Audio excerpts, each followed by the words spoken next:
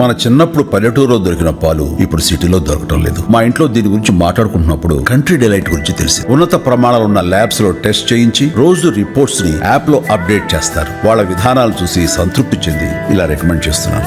ఇప్పుడే country delight app ని download చేసుకోండి. Download the country delight app now. మీరు వార్తలు చూసుంటారు, ఇజ్రాయెల్ పైకి లెబనాన్ లోని హిజ్బుల్లా వారు రాకెట్లు ప్రయోగించిన, ఇరాన్ వారు మిసైల్స్ ప్రయోగించిన అవి ఇజ్రాయెల్లోకి వెళ్లకుండా ఇంటర్సెప్ట్ చేయబడతాయి. కారణం, ఇజ్రాయెల్ చుట్టూ ఐరన్ డోమ్ ఉంది.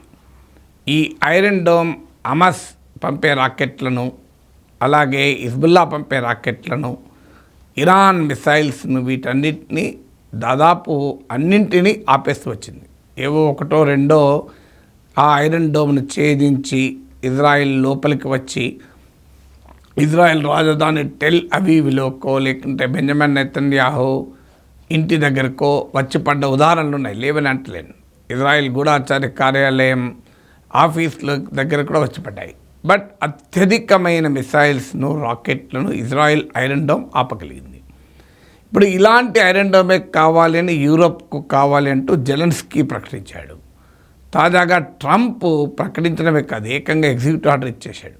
మీకు గుర్తునే ఉంటుంది, 2016 ఎలక్షన్ క్యాంపెయిన్లో Trump US needs a wall అన్నాడు. బార్డర్ నుంచి ఇల్లీగల్ మైగ్రెంట్స్ రాకుండా పెద్ద గోడ కడతాను అని మొదలుపెట్టాడు. 2024 ఎలక్షన్ క్యాంపెయిన్కి వచ్చే వరకు అమెరికా నీడ్స్ అన్ ఐరన్ డోమ్ ఇజ్రాయెల్ తరహాలో అంటూ మొదలుపెట్టడమే కాదు, అధికారంలోకి వచ్చిన వెంటనే ఎగ్జిక్యూటివ్ ఆర్డర్ సైన్ చేశాడు. పెంటగాన్కు 60 రోజులు టైం కూడా ఇచ్చాడు. Create a blue print for iron dome అని. మరి నిజంగానే ఈ ఐరన్ డోమ్ సాధ్యమా? ఇదేం కొత్త కాదు. రొనాల్డ్ రీగన్ టైంలోనే బ్యాలిస్టిక్ మిసైల్స్ను ఎదుర్కోవటానికి ఒక ఏర్పాటు కావాలని ప్రయత్నం చేశారు.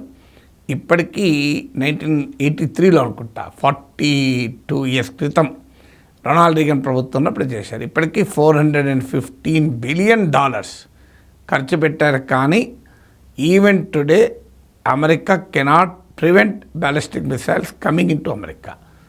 వచ్చాక మళ్ళీ వాళ్ళు ఇంకో మిసైల్తో కాల్చాల్సిందే తప్ప ఆ మిసైల్స్ రాకుండా ఇజ్రాయెల్ ఏ రకంగానైతే ఇంటర్సెప్ట్ చేస్తుందో అలా చేయడం సాధ్యం కాదు ఈవెన్ అమెరికాకు కూడా. మరి అలా సాధ్యంకైనా ఇప్పుడు ఎందుకు డోమ్ కడతానంటున్నాడు? ఈ ఐరన్ డోమ్ అంటే ఆకాశంలోనే ఒక మిసైల్ షీల్డ్ పెట్టి, ఇక తమ కంట్రీలోకి ఏ బ్యాలిస్టిక్ మిసైల్ వచ్చినా, హైపర్సోనిక్ మిసైల్స్ ఇవేంటంటే సౌండ్ కన్నా అనేక రెట్లు వేగంగా ప్రయాణం చేస్తాయి. వస్తే వాటిని ఆ ఆకాశం నుంచే కొట్టిపడేస్తారు. సో ఇలాంటి ఒక ఆధునికమైన టెక్నాలజీ, మోస్ట్ సఫిస్టికేటెడ్ టెక్నాలజీ పెట్టాలి అనేది ఆలోచన. చదువుతోనే సమాజంలో మార్పు సాధ్యమని నమ్మిన వ్యక్తి, మారుమూల గ్రామంలో పుట్టి వేలాది మందిని మేధావులుగా తీర్చిదిద్దిన విద్యావేత్త, మనలో ఒక్కడు మల్క కొమురయ్యకు టీచర్స్ ఎమ్మెల్సీ ఎన్నికల్లో మొదటి ప్రాధాన్యతగా ఓటేద్దాం, గెలిపిద్దాం. కానీ సమస్య ఏంటంటే, ఏ కంట్రీకైనా డిఫెన్స్ స్ట్రాటజీస్ ఆయా country home grown defence strategy ఉండాలి. అందరికీ ఒకటే రకమైన రక్షణ వ్యూహాలు ఎప్పుడూ పనిచేయవు. ఇప్పుడు అమెరికా ట్రంప్ ఐరన్ డోమ్ అంటున్నాడు, కానీ సమస్య ఏంటి? ఇజ్రాయెల్కు అమెరికా చాలా తేడా ఉంది. ఇజ్రాయెల్ టోటల్ ఏరియా ఇప్పుడు 20,000 స్క్వేర్ కిలోమీటర్స్ అయితే అమెరికా టోటల్ ఏరియా 9.8 మిలియన్, 98 లక్షల చదరపు కిలోమీటర్లు. Where is 20,000 square kilometer, where is 98 lakh square kilometer. 9.8 million అంటే 98 lakh. ఇజ్రాయెల్తో పోలిస్తే అమెరికా 490 రెట్లు ఎక్కువ పెద్దది. మరి ఎన్ని డోములు కావాలి? ఇజ్రాయెల్ కట్టిన దానికన్నా ఎన్ని డోములు కట్టాలి? ఒక అంచనా అయితే $2.5 ట్రిలియన్, $2.5 లక్షల కోట్ల ఖర్చు అవుతుందని. ఇది several times higher than the American budget. అంత భారీ ఎత్తున పెడితే తప్ప సాధ్యం కాదు అని అంత పెట్టినాక కూడా మరి ఈ బ్యాలిస్టిక్ మిసైల్స్ను లేదా ఈ రకమైన మీకు అత్యాధునికమైన హైపర్సోనిక్ మిసైల్ ఆపగలుగుతుందా? అదొక క్వశ్చన్. ఇప్పుడు ఇజ్రాయెల్కి ఉన్న థ్రెట్ పర్సెప్షన్ వేరు, మీకు అమెరికాకున్న థ్రెట్ పర్సెప్షన్ వేరు. ఇప్పుడు మన థ్రెట్ పర్సెప్షన్ బట్టి ప్రిపేర్డ్నెస్ ఉండాలి. ఉదాహరణకు ఏదో ఇంటి బయట మీరు ఏదన్నా తీగల పైన బట్టలు ఆరేస్తే అవి దొంగతనం చేసే చోటామోటా దొంగలు ఉంటారు. మీ కాంపౌండ్ వాల్లో ఓ మామిడి చెట్టు ఉంటే ఆ కాయలు మామిడికాయలు కోసుకుపోయే దొంగ ఉంటాడు. ఈ దొంగను ఎదుర్కోవడానికి మీరు ఏం చేయాలి? మీరు ఒక ప్రైవేట్ సెక్యూరిటీ ఏజెన్సీలో చెప్పి ఒక తుపాకులు పట్టుకొని 20 మంది సెక్యూరిటీ గార్డులను పెట్టారనుకో, వర్కౌట్ అవుతుందా? దానికి ఏమున్నది, ఒక చిన్న కుక్కను పెంచుకుంటే ఆ కుక్క అరుస్తుంది, ఆటోమేటిక్గా మీద పడుతుంది, భయపడి వెళ్ళిపోతాడు దొంగ. సో ఒక చిన్న కుక్కను పెంచుకోవాల్సింది నువ్వు ఒక ప్రైవేట్ సెక్యూరిటీ ఏజెన్సీ వాళ్ళు అడిగి, నా ఇంటి బయట ఆరేసిన బట్టలు ఎత్తుకపోతున్నాడు, మామిడికాయలు కోసుకెళ్తున్నాడు, నాకు తుపాకులు పట్టుకున్న ఆర్మ్డ్ పోలీస్ ఆ సెక్యూరిటీ ఫోర్స్ 20 మంది కావాలన్నారు అనుకోండి, దానికన్నా మూర్ఖత్వం ఇంకోటి ఉంటుందా? నీ థ్రెట్ పర్సెప్షన్ ఏంటి? లేదు, నీ థ్రెట్ ఏంటంటే ఒక దొంగ రాత్రిపూట ఏమైనా ఆయుధాలు లేకపోయినా గోడ తలుపు తాళం తీసో లోపలికి వచ్చే ప్రయత్నం చేశాడు అనుకుందాం. ఒక కట్టు ఉంటే సరిపోతుంది, ఐరన్ రాడ్ ఉంటే సరిపోతుంది దొంగను ఎదుర్కోవటానికి. దాని కొరకు నువ్వు తుపాకులు పెట్టుకోవాల్సిన అవసరం లేదు. అందువల్ల నీకున్న థ్రెట్ పర్సెప్షన్ను బట్టి నీ స్ట్రాటజీ ఉండాలి. కానీ అమెరికాకున్న థ్రెట్ పర్సెప్షన్ వేరు, ఇజ్రాయిల్కి ఉన్న థ్రెట్ పర్సెప్షన్ వేరు. ఇజ్రాయిల్ పైకి దాడి చేసే వాళ్ళు ఎవరు? లెబనాన్కు చెందిన హిజ్బుల్లా, ఇరాన్ వారు, లేదంటే యమన్కు చెందిన హూతీలు, కాదంటే హమాస్ వారు గాజాలో ఉన్న. వీళ్ళకున్న కెపాసిటీ ఎంత, కెపబిలిటీ ఎంత? వీళ్ళు ఒక చిన్న ఒక నార్మల్ రేంజ్ మిసైల్స్, అలాగే కాదనుకుంటే ఒక రాకెట్లు, ఇలాంటివి మాత్రమే ప్రయోగించగలుగుతారు. ఇరాన్ దగ్గర అణ్వాయుధాలు సామర్థ్యం ఉండవచ్చు, కానీ ఇరాన్ వెళ్ళి ఇజ్రాయెల్ పైన అణ్వాయుధాలు వేయగలుగుతుందా? వేస్తే ఐరన్ డోమ్ ఆపుతుందా? ఇరాన్ అందులో అన్నిటికన్నా పెద్ద ఇరానే. వీళ్ళు ఏవి ప్రయోగించే కూడా సాధారణ లెవెల్ వార్ఫేర్లో చూసుకుంటే.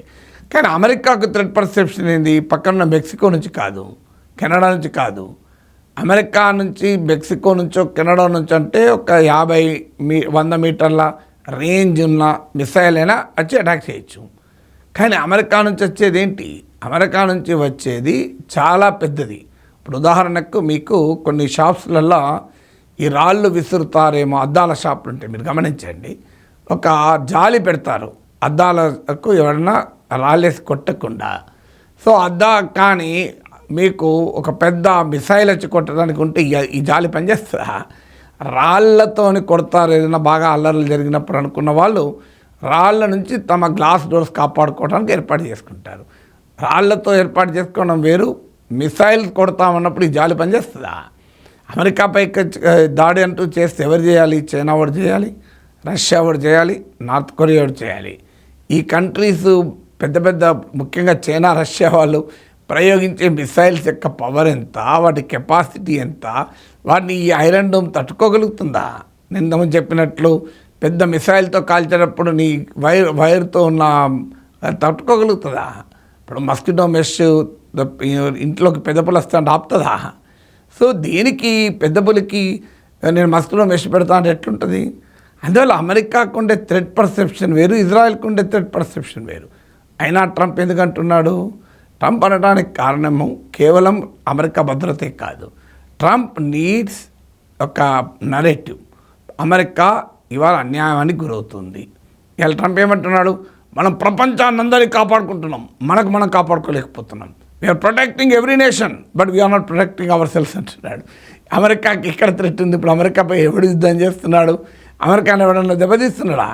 కానీ ఈ wants to build his political narrative around threat to America. America డామినేషన్కు థ్రెట్, అమెరికా ఫస్ట్ కావాలి, అందుకే అమెరికాకు సెక్యూరిటీ థ్రెట్ ఉంది, అందుకే పనామా కెనాల్ కావాలి, గ్రీన్లాండ్ కావాలి. ఇలా ఒక ఫియర్ను మార్కెటింగ్ చేస్తూ ఆయన పొలిటికల్ నరేటివ్ అధికారాన్ని తెచ్చుకున్నాడు, నిలబెట్టుకోవాలి. ఇప్పుడు ఎలాగైతే మన మోడీ ప్రభుత్వం చైనా నుంచి థ్రెట్, పాకిస్తాన్ నుంచి థ్రెట్, అవసరమైతే బంగ్లాదేశ్ నుంచి కూడా థ్రెట్ అని చెప్తారే. సో ఈ థ్రెట్ అనేది ఫియర్ను మార్కెటింగ్ చేసుకోవడం ద్వారా తన సపోర్ట్ బేస్ నిలబెట్టుకోవాలి, తన అల్ట్రా నేషనలిస్ట్ సపోర్ట్ బేస్ పెట్టుకోవాలనేది ట్రంప్ వ్యూహం. అందుకొరకు ఐరన్ డోమ్ కావాలి, అమెరికాను కాపాడడానికి కాదు, ట్రంప్ను పవర్లో నిలబెట్టడానికి కావాలి.